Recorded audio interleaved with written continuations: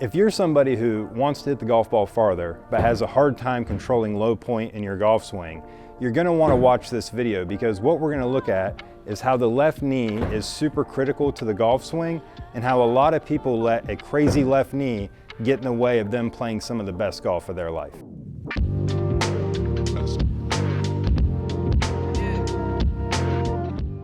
So one thing that we typically see out of the left knee in the golf swing is that when golfers set up to the golf ball and they get ready to hit their golf shot, what we tend to see is that the left knee really wants to kind of collapse and kind of move towards the golf ball.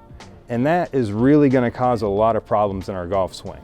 One of the biggest problems that that's going to cause is the fact that when that left knee moves towards the golf ball, the entire left side of my body also moves towards the golf ball. So if we think about this, I'm supposed to be moving my left side around my right side to create a twist, but when I let my left side go down and towards the ball, I'm actually not getting my body to rotate at all, and my pressure is staying very, very left. So we want to make sure that this left knee is doing what it's supposed to do throughout the golf swing. So we're going to take a look at a couple ways where this left knee is being misused potentially, and we're also going to look at a couple solutions to help you get into a better position if this is something that you currently struggle with. So we're going to talk first about how when we have our left knee moving towards the golf ball and really out of control and allowing the left side of the body to drop, how that really affects our ground reaction forces. So one of the biggest causes for this left leg not being used correctly is most people are trying to keep the lead arm straight in the golf swing. So I know we're talking about a ground reaction force kind of issue here with the pressure shift, but we also have to think about why people get into this position. And a lot of us are so focused on keeping this left arm straight that we kind of forget about the rest of the body. So when we get on this downshift board, which shows us where the pressure is, whether on my right foot or my left foot, what we're going to see here is that if I hold this weight and I keep my left arm straight and push it back, you can see that my left knee has definitely moved towards the ball, and we can see that the pressure is all on my left side. There's no way really for me to get that board down on the right side in this position with that left leg collapsed. My pressure really wants to stay left here. So we don't want to have this left arm staying straight, right? We want to actually allow for the left arm to bend a little, and that way you can see it's much easier for me to get the board down on the right side and create a pressure shift into my trail side. So believe it or not, the left knee also can have a lot to do with early extension. So for my friends out there that really struggle with early extension and getting the dynamic lie of the golf club much too steep at impact, one of the reasons that's happening is when I set up into playing position and my left knee goes down and towards the ball and my left side is down, what we tend to see is that the left shoulder has also moved closer to the ball. So if the left shoulder is closer to the ball, I'm going to have to try to not only get it up, but also around to get out of the way. And we can see that that initial up, trying to get that shoulder lifted, is what's leading to the up in the overall action of the golf swing.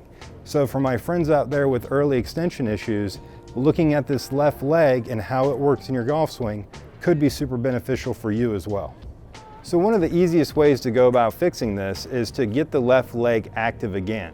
Generally speaking, when we see the left knee moving towards the ball, it's because the right leg is straightening and doing a lot of work in terms of how the leg is working.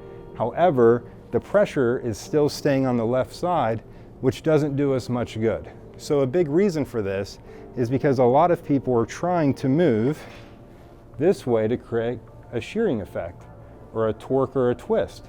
And the thing is that when they take their right hip and they move this way, that's what swings the left knee in and the right hip back. So what we want to do here is we want to get this left leg more active in the golf swing. So we're just going to take a simple band here, nothing too crazy, you can find these almost anywhere.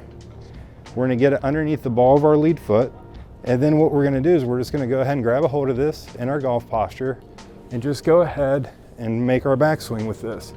And we can see that even though I'm using my right leg, I'm also using my left leg. And the big difference is that my left knee isn't dropping down towards the ball, and the pressure is more on my right side here. So I'm able to really create a lot better action with my legs and using the ground to create a force so that I can create speed in my golf swing. So to keep it simple, we want to keep the dance moves at the club and not on the golf course. So make sure this left leg isn't doing the stanky leg on us and dropping down and not really doing any work. Let's make sure that we're getting that left leg to stay tall and actually drive the force up through the chain instead of dropping it down into the left side, which is going to cause a lot of issues with low point and possibly some early extension as well. So we hope you found this helpful. If you use some of these drills and see some great success, let us know in the comment section, and we're always happy to help if you send some videos our way as well.